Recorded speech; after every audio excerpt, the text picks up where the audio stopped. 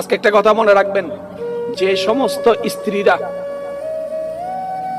স্বামীর দেওয়া কষ্টে আল্লাহর উপর সন্তুষ্টি থেকে ধৈর্য ধারণ করতে পারবে, আল্লাহ তাআলা তাদেরকে আসিয়া আলাইহিস সালামের সাথে জান্নাতে থাকার, দেখা করার সুযোগ দান করবেন।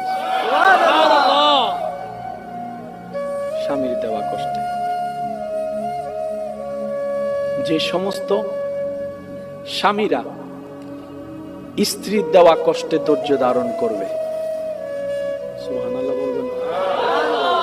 আল্লাহ তাআলা ওনাদেরকে লূত আলাইহিস সালামের সাথে সাক্ষাৎ করার, জান্নাতে থাকার সুযোগ দান করবে। এই কথাটা মাথায় এবং মনে বসায় রাখেন। দুনিয়াটা ফুল বাগান নয়, এটা কাটার বাগান। এখানে আপনি মন না চাইলেও গড়তে পড়তেই হবে।